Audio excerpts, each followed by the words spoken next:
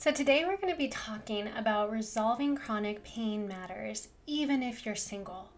And this is such a fascinating area to me. I love working with the folks who have chronic pain and are not currently in a long-term committed relationship. And why is that?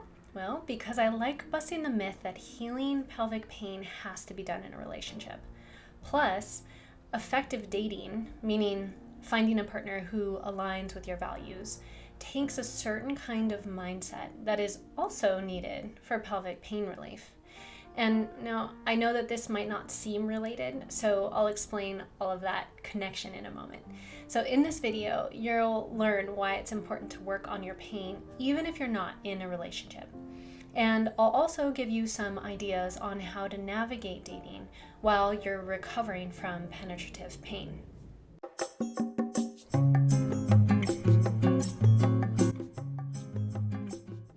So I'm Kayna Cassard, and I help vulva owners who are struggling with chronic pelvic pain find relief and powerful pleasure without feeling guilt, shame, or fear taking control over their healing journey.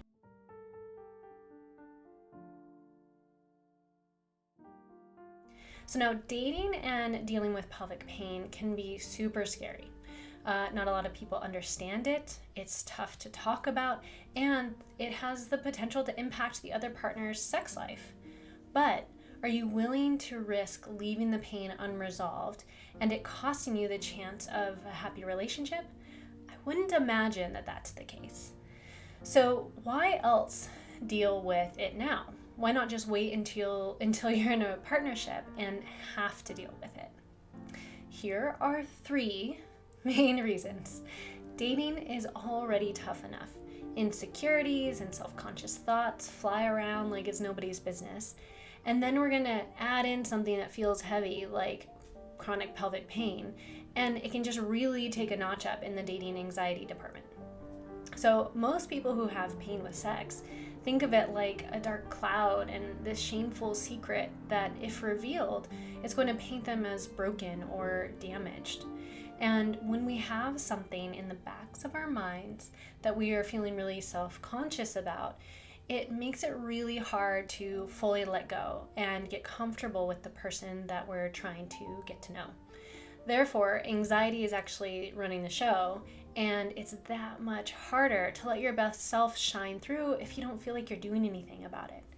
So also, it's really critical to remember, you are not broken or damaged. You just have this stubborn medical condition that takes a bit of understanding and a lot of patience. And don't forget, we all have our own stuff to deal with. They might have something going on with them too that they feel badly about or self-conscious about. It's normal and super common to feel this way. So this brings me to my second point. Your pain can also be a great filtering process. And what I mean is when you tell someone about your pain, their response, like a person you're dating, their response can really be enlightening and help you determine what kind of partner they might be. So if they take a stance of curiosity and support, it's likely they'll be able to do that in many areas of the relationship too. And that might look something like they respond with, "I've never heard of this before. Do you mind if I ask you some questions about it?" Or, "I don't really know much about it, but if you're open to talking about it, or if you ever want to talk about it, I would love to hear it." Or maybe they even do some research on their own, and if so, oh my gosh, like winner, chicken dinner.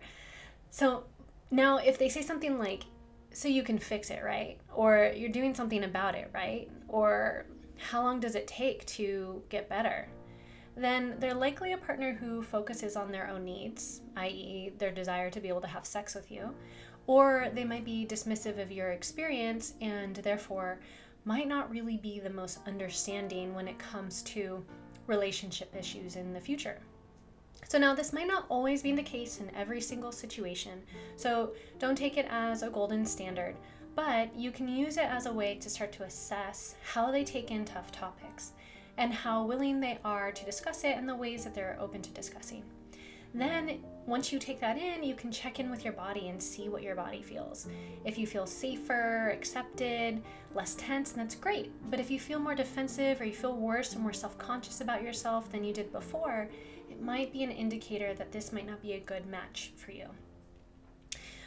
Also, when choosing to tell them is something that you'll have to feel out kind of what's right for you, because it tends to differ for some people. Some people like to address it on date 1 or date 2 because they want to make sure that they're not wasting their precious time, understandably. But others will want to establish more of a connection before sharing something that is so vulnerable. So they'll wait until date 3, 4, or 5. I recommend that you feel into your body and see what causes less tension, or try it both ways with different people and see what you feel better about. It's kind of, just trying it out, seeing what works. So another reason that starting to explore pain recovery before getting into a relationship is that you'll want to learn some tools that are necessary for a happier, healthier life and more fulfilling relationship.